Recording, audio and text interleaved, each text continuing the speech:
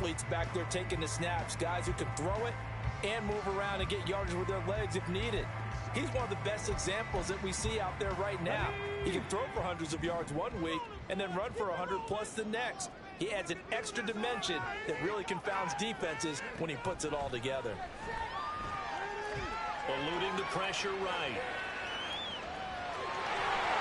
And he takes us beyond the 35 before going out of bounds. The escapability in evidence there is that one good for 15 and a first. I haven't met a quarterback yet that didn't enter the league with a massive chip on his shoulder if he wasn't a first-round pick. They want to show the league that they made a big mistake. Determined to get the first down there, no hesitation at all to tuck it and go.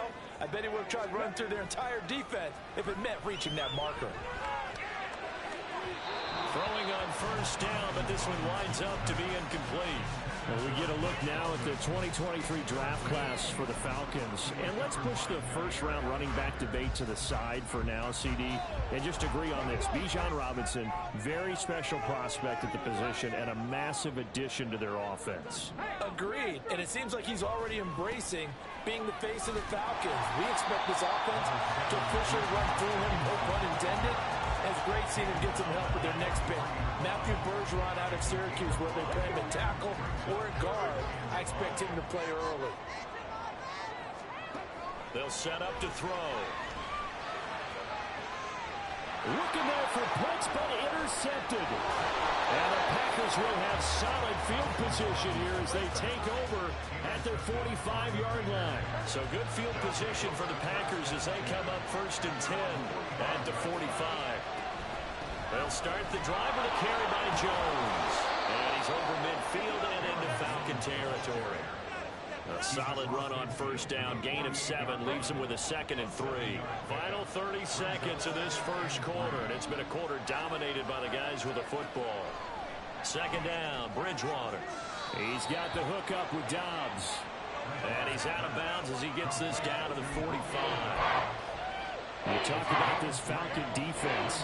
Currently #1 in the NFL against the run. And that's a ranking that feels good, right? To be #1 and be the top of your profession. But here's the problem. It's only week 1. 1 week, yeah. Can they do it 15 more times? If so, then we really have something to talk about. That's the challenge. The Packers with the football here to begin the second quarter, as they've got it with a 1st and 10.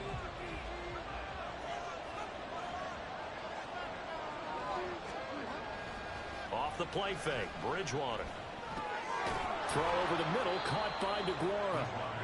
Yeah, that's good for a gain of 6, and that'll bring up 2nd down. So much goes into a successful play, doesn't it? How about that play action there? Freezing the defense just enough to bring the tight end free downfield for the completion.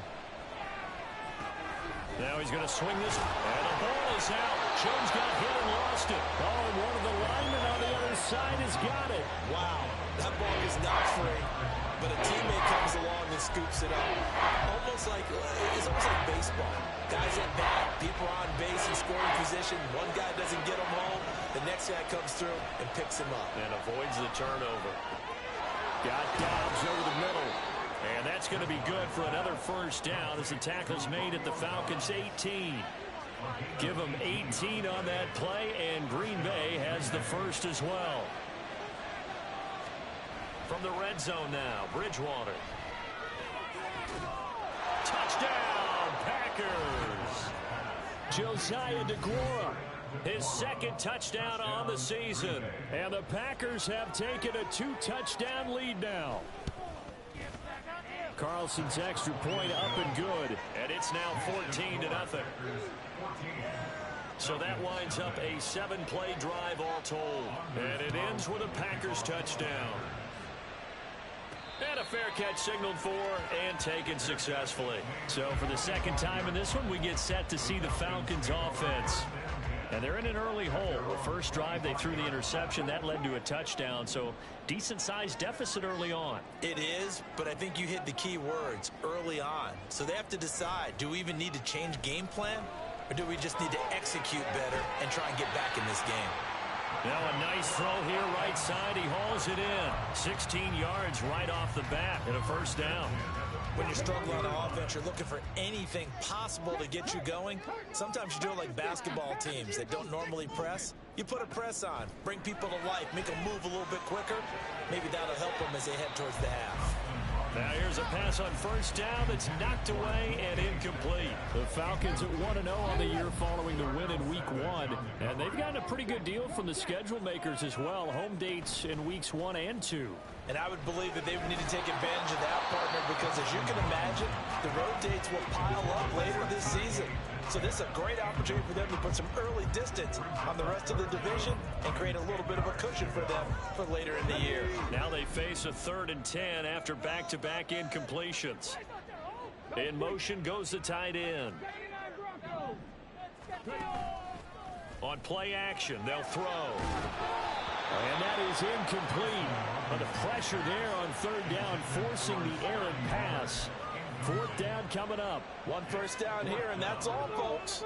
Good work by this defense to hold things in check and force a punting situation. They're going to try and throw. Open man is Miller. He's got it. And he is going to have a Falcons first down as they manage to convert. And that'll keep the drive alive.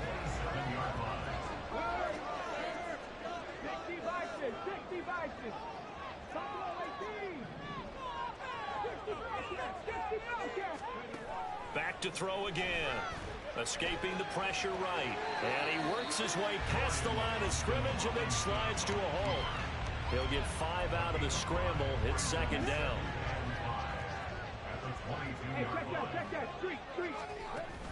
Second down and a run by Robinson. And the stop will come inside the 5 at the 4. Now they'll have it 1st and goal following that gain of 17. I'm okay with the call there. In fact, I actually like it. I know they're down a couple of scores, but the running game worked in that situation. I would continue to go in that direction. And they'll try the option on 1st and goal. And holding it may be the wrong decision as he stopped in the backfield.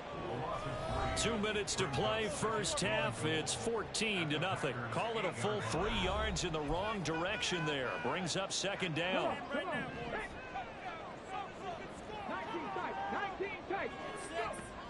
Now they'll switch it up here and look to throw. And this is caught for a Falcon touchdown. DK Metcalf, his first touchdown of the new season. And the Falcons have cut it back within a score.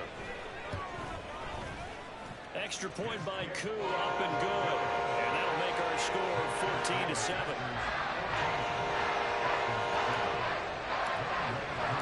Following the touchdown, here's Koo to kick off. Nixon elects not to return it, and this comes out to the 25. Getting set to go here, Teddy Bridgewater and company marches back onto the field. 5 for 5 that last drive. Touchdown pass as well. He was clicking.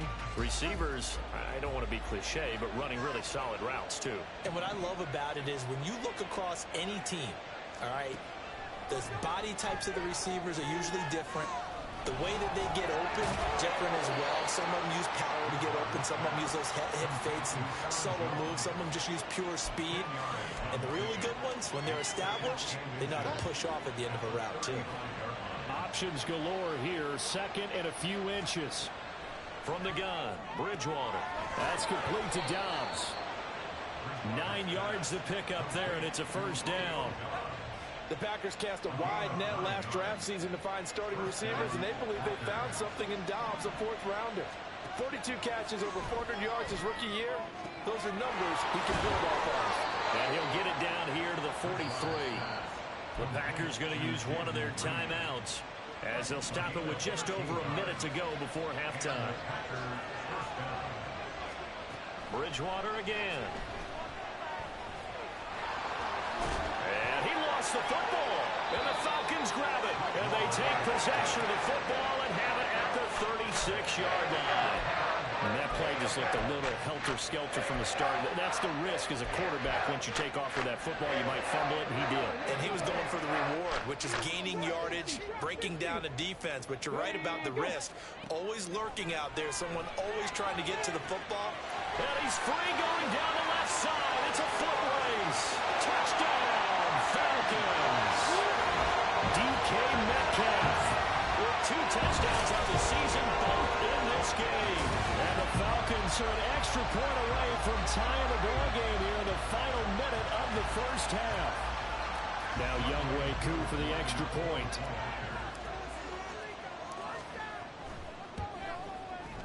And we've got a good one brewing. We're all knotted up at 14. Those are the kind of drives they like on offense, from the coordinator to the quarterback, the line, everybody. One play drive and into the end zone for 6.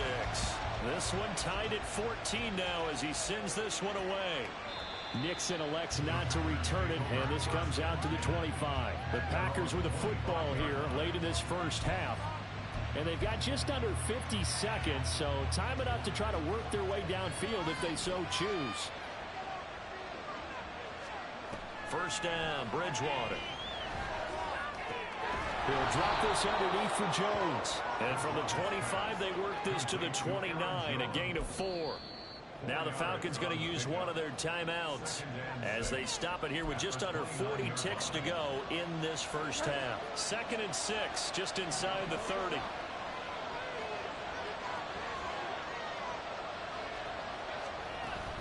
Out of the shotgun, it's Jones. And he's going to have a first down, but not sure it'll matter as the clock will continue to run. Now the Packers going to go ahead and use the second of their timeouts, as the clock will stop with 35 seconds to go in quarter number 2. Pressure brought in, and the Falcons get there for the sack. The Falcons going to use the second of their timeouts. So that means they're down to 1 remaining here as we head toward halftime. Bridgewater now on 2nd down. That'll be caught right side by Reed. And give him 6 yards here as he stopped near the 35 at the 34. Falcons going to use their 3rd and final timeout. And with halftime on the horizon, they'll be out of timeouts from here forward. So 3rd down, and the Falcons going with a dime. 6 defensive backs. Throwing, Bridgewater. He's going to launch this deep for Watson. And this is going to be intercepted.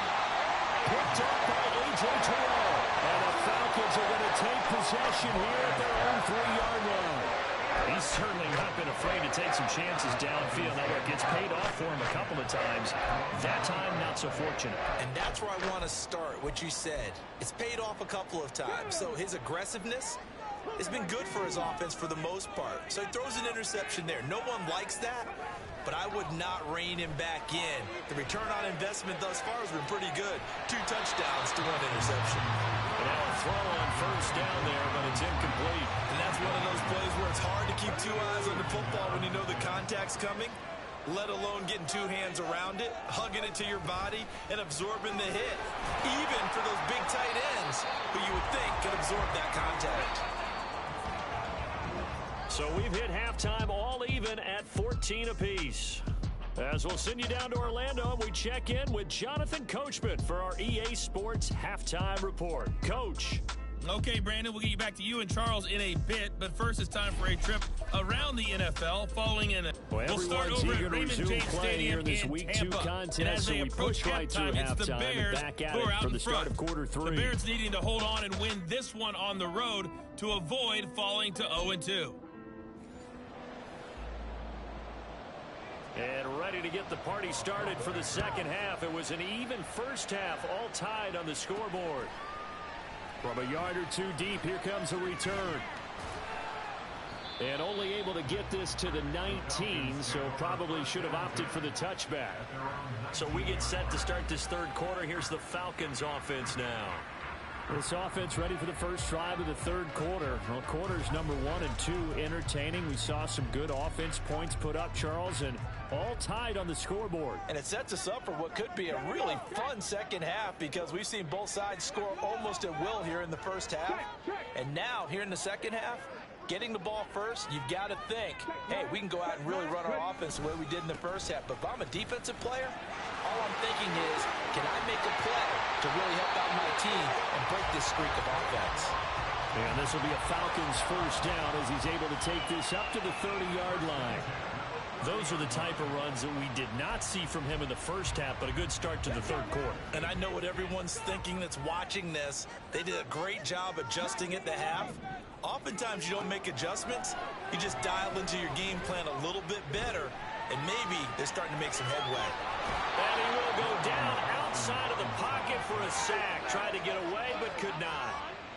The corner blitz gets him that time as he goes down for a short loss. Well, their first sack of the game, and it doesn't come from a usual suspect, not somebody up front, but Charles, a defensive back getting in there. And I can tell you from experience, he's beyond excited to make that play because you're exactly right. It isn't normal to call his number to run at the quarterback like that. Usually you're defending the pass, but he takes full advantage and dumps him to the turf. They'll send the tight end in motion left.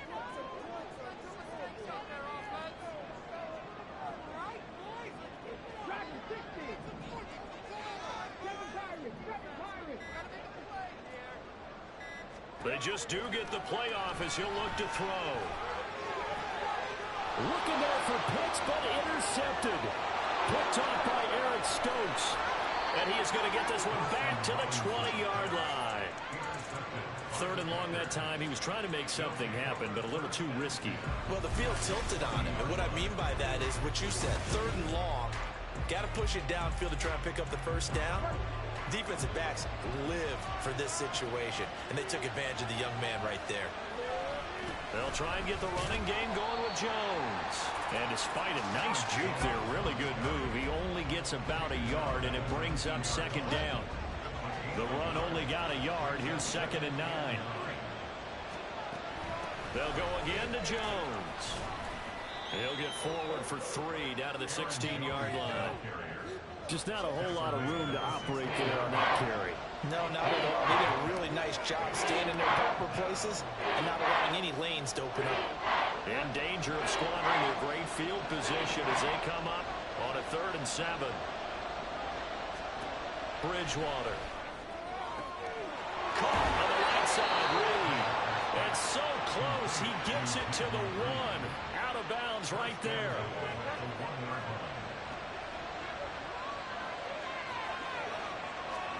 To throw, Bridgewater. And he's got it. It's caught for a Packers touchdown. Jayden Reed with his 2nd touchdown of the afternoon. And the Packers have taken the lead. And now it's blocked. The Falcons have it, but he will not be able to bring this one back, in the extra point attempt unsuccessful. Oftentimes when you give up a touchdown, it's really a deflation for your entire unit. And the special teams crew, when they run out there, they still feel it, and maybe they don't go after it so much. Instead, they gave great effort there, blocked the extra point, and really gave them a lift after giving up the score. Yeah, gave up the touchdown, lost the lead, but a nice job to get in there and block it. Here comes the Atlanta offense now ready to take over here. So now, Charles, this drive maybe a touch more important, trying to erase the memory of that interception they had the last time out. Yeah, and everyone goes through this because even the best in the game, oh, he put him on